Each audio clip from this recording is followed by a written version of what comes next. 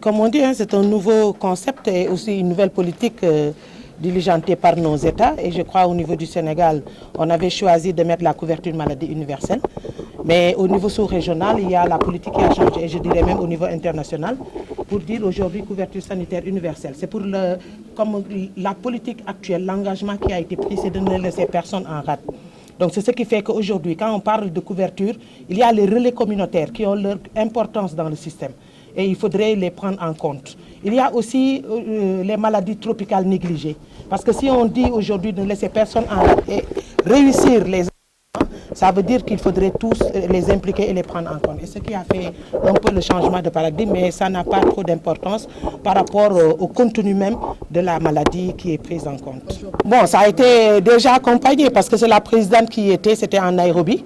Donc c'était la conférence internationale pour la population et le développement, plus 25. Ça te dit que depuis qu'on l'avait créé en 2014, donc si on fait les années, le décompte, on arrive à 25 ans de fonctionnalité.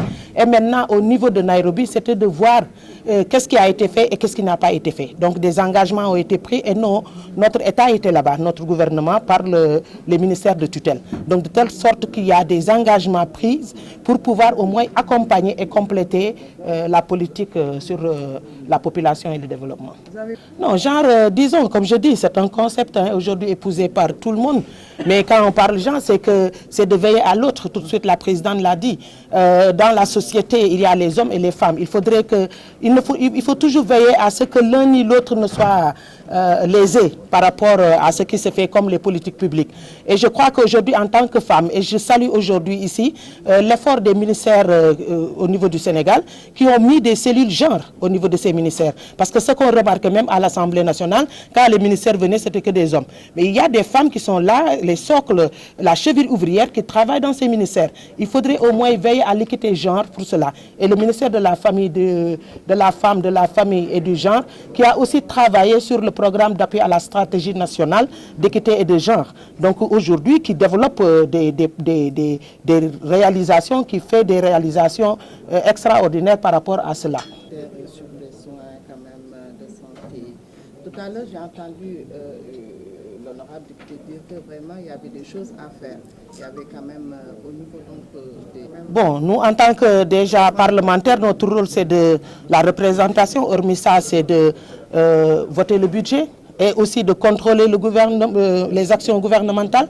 Mais aujourd'hui, nous avons une nouvelle fonction qui est l'évaluation des politiques publiques. Ce qu'on peut faire, c'est veiller à cela. Parce que quand on vote, pour donner quitus au budget, il faudrait au moins veiller aux problèmes, aux besoins de la population. Et je crois qu'aujourd'hui, le réseau réussit ce travail, c'est d'aller à la base, de pouvoir au moins faire remonter les problèmes de la population par rapport à ce qui est dit. Si on parle de la planification familiale, vous savez, on travaille sur la santé de la reproduction des adolescents et des jeunes, et surtout aussi des femmes. Parce qu'il faudrait au moins permettre, accompagner cette politique qui a été quand même, qui a connu des décennies au niveau de notre pays par le bien-être familial. Et je crois que ça, c'est important. On parle de dividendes démographiques. Ces dividendes démographiques, ce sont les jeunes aujourd'hui. Cette couche de cette population qui est en force de pouvoir travailler économique, rendre notre pays plus attrayant, donc de pouvoir au moins l'accompagner. Donc il faut veiller à ce dividende démographique qui est important. Et je crois que la politique de la santé, de la reproduction des adolescents et des jeunes, c'est important.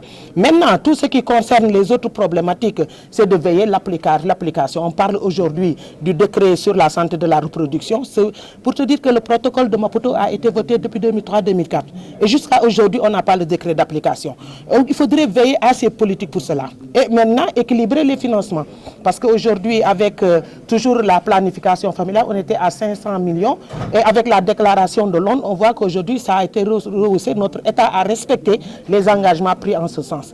Donc maintenant, on parle de soins de santé primaire, effectivement, parce qu'il faudrait déjà l'accessibilité. L'accessibilité, c'est qu'il y ait les infrastructures, qu'il y ait tout ce qui permet quand même à la population d'accéder et de se faire soigner. Maintenant, on salue aussi l'effort du président de la République actuellement qui est en tournée pour vraiment éradiquer ce problème de soins de santé.